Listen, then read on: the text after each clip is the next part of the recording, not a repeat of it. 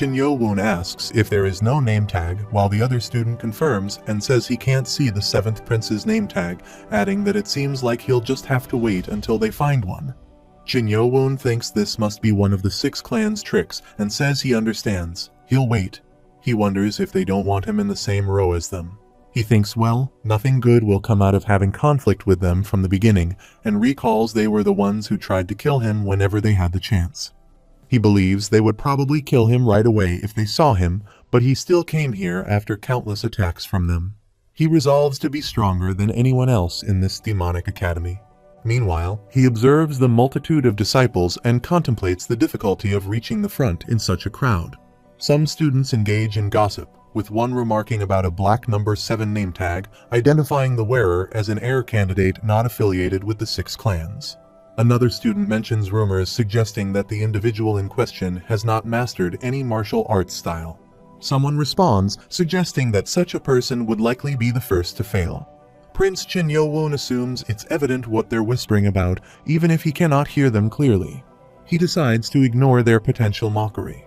Lee Hwa Myung notices him and finds it absurd to see him standing alone all the way at the back. He finds it amusing that attention is drawn to him solely because he is the Lord's illegitimate child. After a while, the horns blow loudly, and a student announces that it's the sound of the horns signaling the imminent arrival of the Lord. They urge everyone to be quiet as the Lord approaches.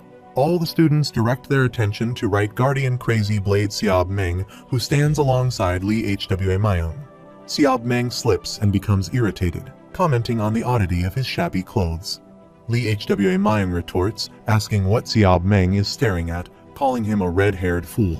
Lead Guardian Great Guardian King Marakium intervenes, instructing them to be quiet. The students then turn their gaze towards one of the top 5 strongest in the Murim Chinmay cult, Lord Chin Yo-jong, acknowledging his overwhelming presence with admiration, as expected of the Lord. Chin Yo-woon looks at the Lord and realizes that the person before him is his father. Marakium orders everyone to be silenced, and he bows in front of Lord Chin Yo-jong, informing him that everything is prepared. Lord Chin Yo-jong responds, stating that they all bear responsibility for the future of the cult, and he welcomes them. Chin Yo-woon ponders if this is what they refer to as Nigong, as it sounds like ordinary speech but resonates deeply in his ears. Lord Chin Yo-jong declares that this place is for training and forming bonds to strengthen the power of the cult, prompting excitement among the students who enthusiastically chant slogans for the demonic cult. All of Lord Chin Yo-woon's representatives bow and express agreement, to which he responds with praise, acknowledging their efforts. Chin Yo-woon gazes at him and reflects on their first meeting, recalling only the coldness in his eyes and acknowledging that he hadn't expected much then. Meanwhile, he reflects on being the person who didn't even show up after his mother died. Lee Hwa Myung remarks that now that the Lord's congratulatory speech is over, they should begin properly, but the students resume chit-chatting. He raises his voice, asking if they are not going to stand up straight. He announces that he's going to keep it simple, instructing them to listen carefully. The academy will last for 4 years and will consist of 6 stages. He explains that after each stage, they will take a test, with only one chance given to pass. The students become worried and inquire if they will fail if they can't pass the test on the first attempt. Lee Hwa Myung confirms that it seems they understood, stating that indeed, those who do not pass will be expelled instantly. Sword Clan's number 2, Chin Kyung-woon, raises his hand to ask a question. Lee Hwa Myung interjects, questioning who allowed someone like him to ask a question. He persists, asking what his question is. Lee Hwa Myung wonders if he has an issue with being called a rascal, reminding him that upon entering the academy, he forfeited all privileges associated with the 6 clans. He contemplates if Chin Kyung-woon desires expulsion even before the competition commences. Chen Mu-yeon and Spring Clan's number 3, Chen Mu-kyun, share a secret laugh. Chin Kyung-woon bows and apologizes, to which Lee Hwa Myung responds by stating that it's obvious that his question pertains to whether he considers the one-chance policy for the 6 stages unfair. Lee Hwa Myung reassures him that special benefits will be provided to those who pass the next stage.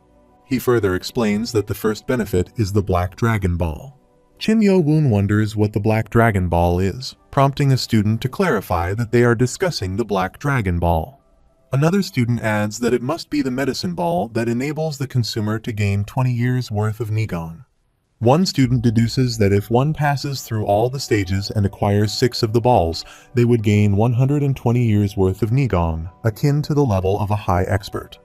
The other student questions why they would give such a valuable item if the masters would have likely taken them all already. Shinyo Woon considers that he currently lacks any Nigong, but if he were to pass, he could instantly increase his Nigong. Lee Hwa Myung explains that the second benefit is the Martial Arts Book of Secrets, emphasizing the importance of these books to those who have trained in martial arts.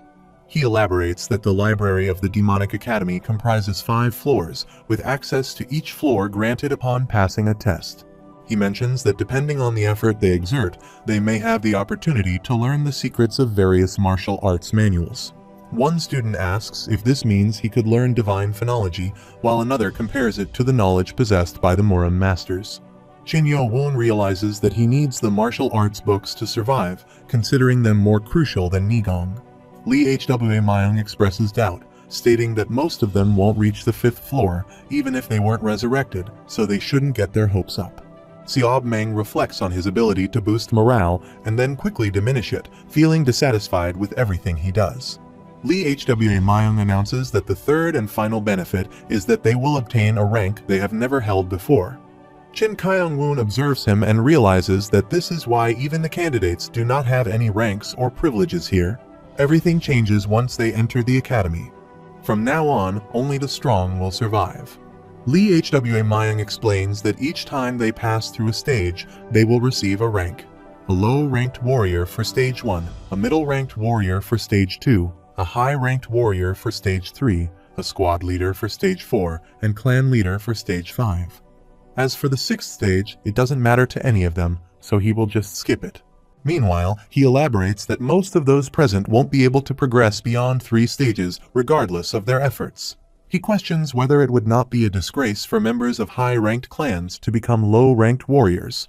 Seob Meng wonders if Stage 6 can even be called a test, considering its difficulty.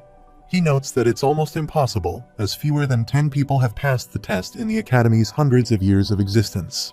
Lee Hwa Myung explains that at the Academy, if they manage to advance through the upper levels, their ranks will be recognized.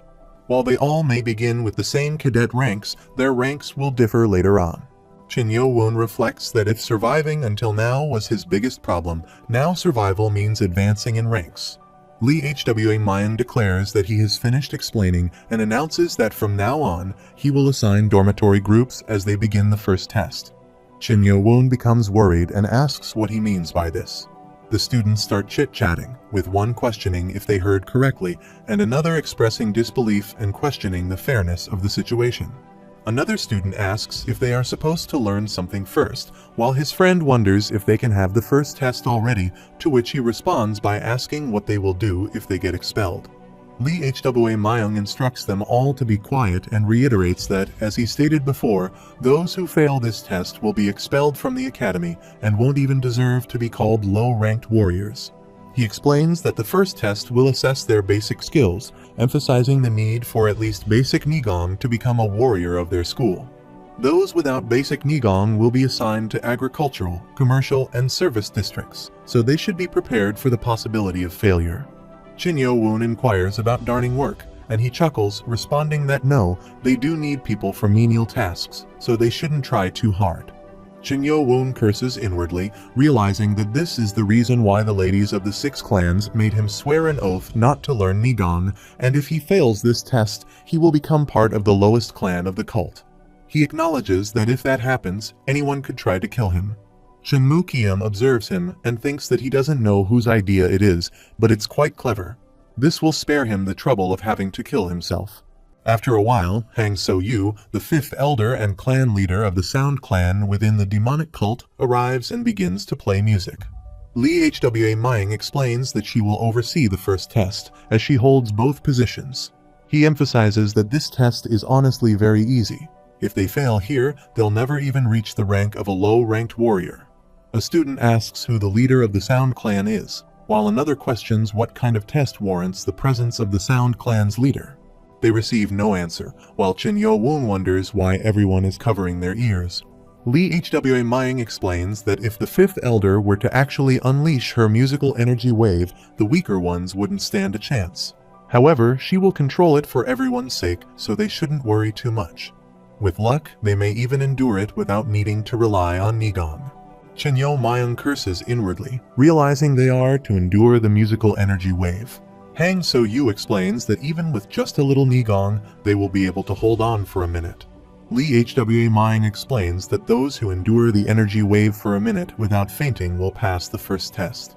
He initiates the test by performing a magic spell on all the students, causing them to become scared. One student shouts that he can still hear it even while covering his ears, and they all collapse. Jin Moo-Kium observes that as expected, most of the candidates from the smaller clans have already fallen, while those from the 6 clans and other high-ranked clans are holding out. He laughs and remarks that the music is just irritating his ears as she begins to play again. She contemplates how candidates from the 6 clans have been taking medicines since childhood, enabling them to accumulate significant amounts of Nigong. She assumes that the individual with no Nigong is probably already on the ground. He observes that something seems unusual. Despite the clan leaders playing becoming faster, Chin Yo-woon has not yet fallen. Meanwhile, she watches as the top 5 candidates cover their ears and attempt to endure the sound, while Chin Yo-woon calmly stands without covering his ears, observing them all. He looks at his hands, wondering what is happening, as half of the people in the field are already on the ground. He wonders if they are all suffering from internal injuries and questions why he is unaffected. Nano Machine detects powerful high and low frequency waves from the instruments and identifies a possibility of serious damage to his body. It activates emergency defense mode to block the sound waves. He reflects that Nano has enabled him to not hear the sound waves. Nano Machine confirms that his body's ability to sense sound has been temporarily halted. He wonders how he can still hear voices, and Nano Machine explains that the information is being directly sent to his brain. He finds this process difficult and asks if he can block the intimidating gaze. Nano Machine inquires if he wishes to obstruct his vision. He declines, deciding to let it be. Lee Hwa Mayang senses impatience in the 5th Elder's performance and believes that the history of the Sound Clan has grown significantly stronger over time. He believes this might be overwhelming for those with less than 20 years of Nigong. He concludes that he must be the reason for his unaffected state, even though he had heard that he possessed no Nigong, which must be incorrect. Meanwhile, he reflects on how he is enduring this situation in such a stable condition. He considers that this is the first time he has seen such an exciting first test since he assumed his role at the academy. Now he wonders how long that individual without Nigong will last. A student informs his friend that his ears are bleeding, and the friend acknowledges that the same is happening to him. He finds it challenging to hold out even with 20 years of Nigong and realizes that he needs to persevere. The pride of the upper clan is at stake. However, he questions why the 5th Elder is playing so intensely. Chin Moo-Kium sits and meditates, observing that her facial expression is distorted, leading him to assume that she is angry. He wonders if there could be a reason for her intense playing. Chin Jong-sum also notices him and wonders why he suddenly appears surprised. Chin Won-rya thinks to himself that they aren't supposed to look behind them, but wonders if there is something there nonetheless. They all look at Chin Yo-woon surprisingly, wondering how that individual with no Nigong can be completely fine, as he doesn't seem to be tired at all. Chin Moo-Kium speculates that the individual must have had Nigong after all. Chin Yo-woon thinks to himself, questioning Nano if it's as he suspects, noting the anger displayed by the children in the front and the 5th Elder. Nano Machine responds that it analyzes facial musical movements and detects emotions such as absurdity, surprise, petulance, and anger from their facial muscles. Despite being unable to hear anything, Chin Yo-woon observes their hostility and deduces that their pride is wounded after initially believing he had no Nigong, only to see him endure for so long. He realizes that if he passes the first test in such good condition, they won't believe him if he claims he doesn't have Nigong. Considering whether he could give himself an internal injury, Nano Machine inquires if he means injuring his organs.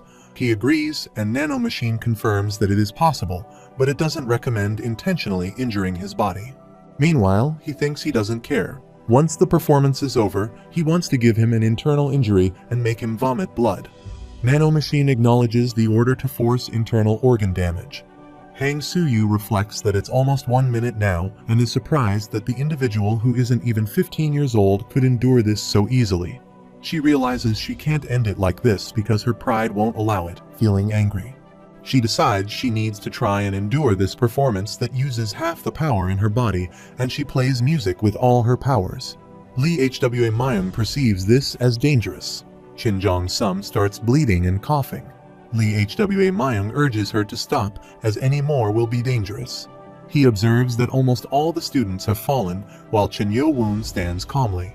The top 5 candidates also fall to a very low position and cough while she stops playing music, and they express relief that it's finally over. Seob Meng reflects that if she had used even a little more power, everyone would have failed the first test, and he can't believe the 5th elder let it get out of control. She sits down and curses inwardly, realizing what she just did. She couldn't control her anger against that young individual and unleashed half her power. She attributes this to the violation of the 6 clans. She directs her gaze at Chin Yo-woon. Chin Yo-woon vomits blood, prompting Chin Moo-kiam to observe him and wonder what's happening. He questions what that is and how could he throw up that much blood. Is he dying? Chin Yo-woon puts his hand to his mouth and calls for Nano Machine. Nano Machine reports that the program has been executed as ordered, causing damage to about 30% of the organs in the body, resulting in significant blood loss. He reflects that he thought he was dying while he vomited so much blood. Lee Hwa Myung rushes towards him, realizing that if he dies because of the test, he will be held responsible for everything. Despite not being from the 6 clans, they can't let a member of the leader's line die. He reaches him, holds his hand, and asks if he's okay. Nano Machine detects dizziness caused by 7% blood loss and activates self-healing mechanisms designed for organ damage and blood loss. He refuses and says he's not okay yet. Lee Hwa Myung holds on to him, expressing frustration that he could have just given up. Nano Machine warns that he's in a dangerous condition. He decides to wait a little longer while Lee Hwa Myung supports him, marveling at the amount of Nigong he must possess to endure so much. He checks his pulse and realizes that he doesn't have any pulse. He considers this situation to be quite remarkable. Given the negative rumors surrounding the 7th prince, he didn't have high expectations. He finds it hard to believe that he passed the first test solely through pure mental strength and sheer willpower. He summons 2 guards and instructs them to take him to the infirmary. Chin Yo-woon urges Nano Machine to heal him quickly. Heng So-yu observes him and marvels at the fact that he endured her energy wave effortlessly, despite having severe internal injuries. Lee Hwa Myung reproaches her, stating that her actions were excessive and almost resulted in his death. She questions incredulously how he could have endured her energy wave without any Nigong. She argues that if he had no Nigong, he would have fainted like the other children. He states that he has very serious injuries and endured it all with just his will, while she questions what he means by enduring it with his will. He explains that it's sheer willpower, which is enough to be intimidating. He reflects that if he weren't an illegitimate child, he would have liked to raise him as a student, but going against the 6 clans would lead to nothing good. Seob Meng drinks water and laughs, remarking that enduring with willpower is fun. Lee Hwa Myung tells him it's none of his business and advises him to go to a corner and drink all he wants. Seob Meng retorts that he was going to do so even if he hadn't been told. Lee Hwa Myung tells him to get lost and insults him, mentioning that a guy who would be dead if he wasn't a guardian seems to be good at messing around. Seob Meng remarks that he seems to speak well even with a mouth full of alcohol and recalls that day when he said that if he weren't a guardian, he would have been dead.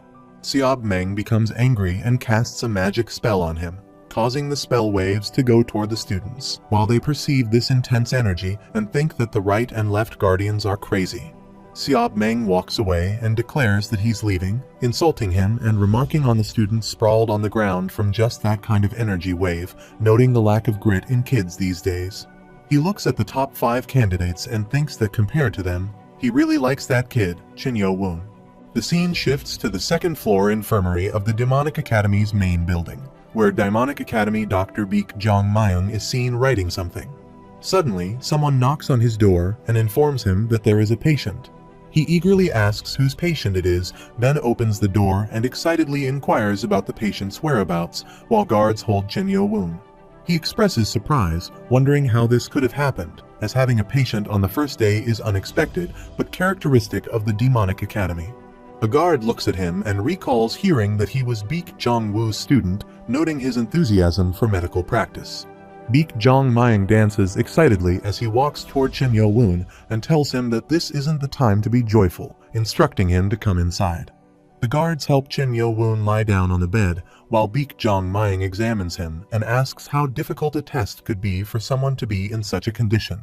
Meanwhile, he inquires if was he stabbed in the stomach. The guard denies this, stating that he's wounded internally.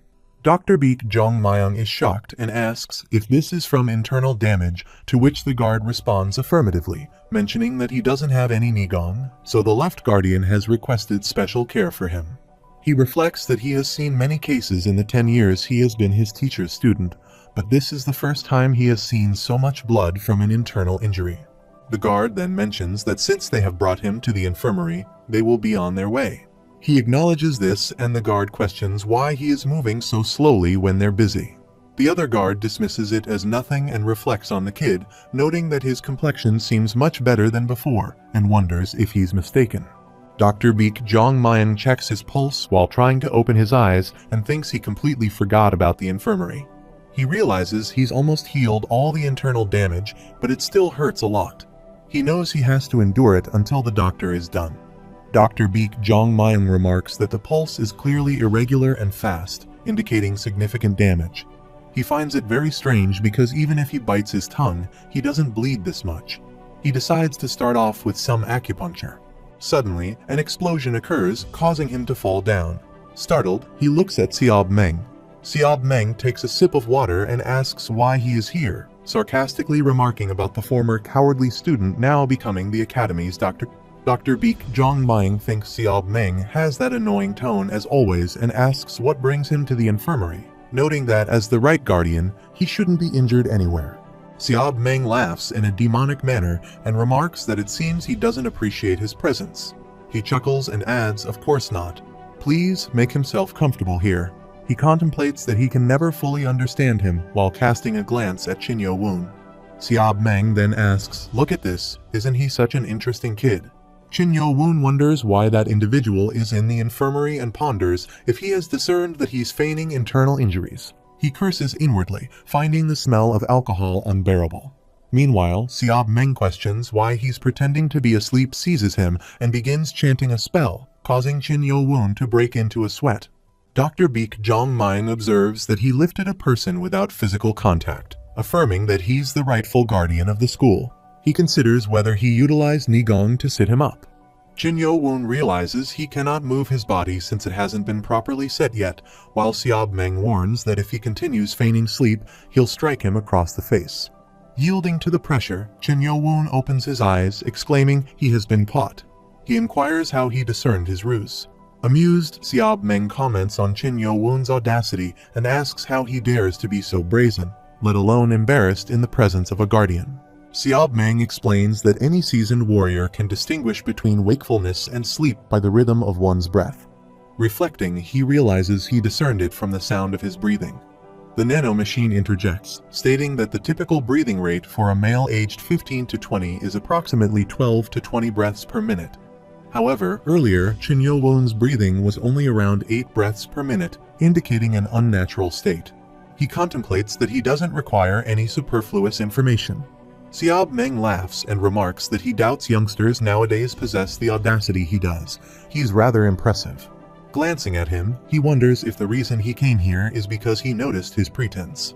Seob Meng comments that contemporary youth lack endurance, always seeking the easy way out when faced with even slight difficulties. However, he reflects that he didn't persevere solely through willpower. Meanwhile, Dr. Baek Jong-myung intervenes, advising Seob Meng that the patient is in poor condition and suggests prioritizing treatment. He retorts that an adult is speaking at the moment, even as Chin Yo-woon vomits blood. He observes that Chin Yo-woon's complexion appears unhealthy and surmises that he inadvertently released his Nigong while casting a spell on him. Meanwhile, he announces that he will be direct and expresses his desire to mentor him, then resumes drinking. Chin Yo-woon reclines and inquires about his intentions, to which he responds by clarifying that he is proposing to take him on as a student. Seob Meng questions if Chin Yo-woon is unaware of his identity, asking if there is anyone unfamiliar with him. Qin Yo-woon raises concerns about potential opposition from the 6 clans regarding Xiao Meng taking him as a student.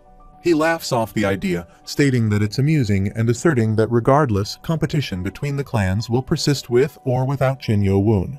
He considers it a remarkable opportunity, but contemplates whether it could be a trap. Meanwhile, Dr. Beek Jong-ming identifies the individual as the notorious 7th Prince, acknowledging suspicions of trickery at the Demonic Academy, but deeming the extent of his blood loss excessive. He expresses his surprise at the suddenness of the offer and notes that he will also have a teacher in the academy. Xiao Meng remarks that if he reacts like that, it will appear as though he's pleading for him to become his student. He reflects that this kid harbors many doubts, which is understandable given his past experiences. He continues, stating that if Qin Yo-woon remains unconvinced, he will present him with an offer he cannot refuse while placing a paper near his head. Curious, Qin Yo-woon asks about the paper's contents. Xiao Meng explains that it contains what Qin Yo-woon needs the most to survive in the Demonic Academy, considering he's confined to the infirmary shortly after arriving. He questions whether Qin Yo-woon is not concerned about falling behind, despite passing the first test solely through willpower. He further queries if Qin Yo-woon believes someone without Nigong like himself can pass the second test. Xiao Meng asserts that anyone aspiring to become a warrior must anticipate ahead of others. He questions whether Qin Yo-woon intends to remain in the infirmary for 2 weeks, falling behind from the outset. While acknowledging his own confinement, he acknowledges that others will undoubtedly progress significantly during this time. He takes a sip of his drink, contemplating that he cannot refute this fact. Despite this, he acknowledges the need to stay here temporarily to avoid suspicion. Xiao Meng then inquires if Qin Yo-woon knows why the red-headed individual sent him to the infirmary. Qin Yo-woon responds, suggesting it's because he had internal injuries. He confirms this, stating that if one is injured, they should be sent to the infirmary. However, he finds it peculiar and questions why the red-headed individual didn't send other internally injured children there as well. Xiao Meng explains that most individuals in Miram can heal internal damage through meditation, though it would be quicker with the aid of a doctor or medicine. Qin Yo-woon questions if this implies they don't need it. He confirms, stating that the other children were able to heal themselves at least partially, thus there was no need to send them to the infirmary. He reflects that this is why Qin Yo-woon is alone in the infirmary, he wasn't able to heal himself. Reflecting on Qin Yo-woon's situation, Xiao Meng contemplates that they are almost at the crux of the matter. He considers whether to conclude the conversation, stating that someone incapable of meditating to heal, like Qin Yo-woon, cannot cure internal damage quickly. He acknowledges that it's feasible, but as he previously mentioned, if Qin Yo-woon desires to progress to the next stage, he will need Nigong. Meanwhile, Qin Yo-woon mentions that he had heard that passing the first test would grant him access to the medicine ball and the first floor of the academy's library. Xiao Meng interjects, remarking that it seems the redhead neglected to mention something crucial. He demands to know what this overlooked detail is. Xiao Meng explains that the academy's library isn't freely accessible. One can only enter it once they have passed a test. He questions if Qin Yo-woon assumed he would be free to peruse all the significant books at will, emphasizing the strict security measures in place. He adds that there is also a 2-hour time limit for staying on the first floor. Qin Yo-woon expresses surprise at the limitation, likening it to encountering one mountain after another. Xiao Meng elaborates that more time is granted as one ascends to higher floors. Additionally, he informs Qin Yo-woon that writing down any content is prohibited. Everything must be memorized before leaving. He remarks that memorizing 2 books alone is considered a significant task. Meanwhile, Qin Yo-woon considers that this doesn't provide him with a substantial advantage, especially with Nano Machine's scanning abilities. He reflects that within 2 hours, he could potentially scan not just 1 or 2, but hundreds of books. Xiao Meng comments on the challenges awaiting Qin Yo-woon, stating that for him, a boy without Nigong, 4 years at the demanding Demonic Academy will truly test his limits. Pondering this, Qin Yo-woon wonders if Xiao Meng is suggesting that he is different from the other students. He reflects that most others who enter the academy are trained in their clan's martial arts, whereas he lacks both martial arts skills and Nigong. Considering the looming threat from the 6 clans, he contemplates whether he truly needs to become Xiao Meng's student. He mentions the paper lying beside Qin Yo-woon's head and, upon glancing at it, inquires if it's about the breath of Nigong. Xiao Meng chuckles and acknowledges Qin Yo Wun's insight, confirming that indeed it pertains to the breath of Nigong. He promises that if Qin Yo Wun becomes his student, he'll immediately begin teaching him the technique. Qin Yo Wun muses on whether this person genuinely desires him as a student, but recognizes the need to have at least one ally on his side. He sees this as an opportunity to learn the breath of Nigong, something he couldn't attain due to the oath with the 6 clans. Qin Yo Wun rises and bows before Xiao Meng, accepting him as his teacher and requesting to be taken as his student. He explains the tradition of a student bowing to their teacher twice. He, however, insists that Qin Yo Wun need not bow, as someone with the Qin bloodline should only bow to the Lord himself. Xiao Meng advises Qin Yo Wun to rest for the day and emphasizes the importance of memorizing and learning the principles of the breath of Nigong before his return. He informs Dr. Beek Zhang Mayang that he will be leaving, entrusting the care of his student to him while giving him a tap on the shoulder. Dr. Beek Zhang Mayang observes him with a grin and inquires if Qin Yo Wun is feeling all right. He remarks that he must have taken a liking to him, expressing his congratulations on becoming his student. Meanwhile, Dr. Beek Zhang Mayang notes that Qin Yo Wun appeared pale and struggled due to his internal injuries. Xiao Meng informs Qin Yo Wun that he will return with acupuncture tools and requests for patience. Qin Yo Wun agrees, reflecting on the numerous opportunities he has been given, including Nano Machine and Xiao Meng's support, akin to his mother and guard Zhang's assistance amidst adversaries at the academy. He realizes he finally has someone on his side. The scene shifts to the Demonic Academy practice field, where all students stand, focusing on healing themselves. Demonic Academy senior martial artist Ho Jin Chang arrives and kneels down, addressing Lee Hwa Mayong. He announces that he will report the results of the first test, including the cadet who was taken to the infirmary. The total number of people who passed the test is 415. Lee Hwa Mayong notes that this is 200 less than the first test from 10 years ago, remarking that Elder Hang's energy waves were indeed overwhelming. He adds that those who failed likely find the outcome unfair. Chen Mu-kyun interjects, expressing frustration that he didn't lose consciousness, and questions why he is being expelled merely for having bubbles come out of his mouth, deeming it unfair. One cadet asks if he doesn't comprehend the situation, while another questions if he believes they can spend their entire lives in service or farming. He wonders how he is expected to live such a life. Another cadet remarks that it appears he is unable to accept the outcome, with another agreeing. He then concludes that there is no other option but to rebel against the Demonic Academy. Using his skill, he forcefully removes him from the scene. Ho Jin Chang observes the situation and comments that the students in the forefront possess great skills, and those expelled won't stand a chance against them. He observes that due to their stubbornness, they won't learn anything from this experience. He sympathizes, stating that if he were in their position, he would consider it unfair as well. Ho Jin Chang adds that it was because of the actions of Cadet 7 that the intensity of the first test was heightened, emphasizing that it is not just a matter of luck or skill, but also fate. Ho Jin Chang remarks that among those who passed the first test, there are a good number of exceptional individuals. Lee Hwa Mayong responds by asking if Ho Jin Chang also shares this opinion, pointing out that most of them are currently meditating due to internal damage. Additionally, he notes that 8 candidates from the upper clans of the 6 clans seem to have effortlessly succeeded. Lee Hwa Mayong adds that these candidates were already operating at a different level compared to the other cadets. He muses that in order to withstand Elder Hang's energy waves without sustaining damage, one would require at least hundreds of years to accumulate enough Nigong. Reflecting on the situation, Lee Hwa Mayong observes 2 notable candidates, Shin Mu-yeon from the Dark Clan and Shin Yu-chan from the Blade Clan, standing there without flinching. He considers rumors suggesting that the impending battle will be contested between the Dark Clan and the Blade Clan, as anticipated. Lee Hwa Mayong finds this prospect intriguing and laughs.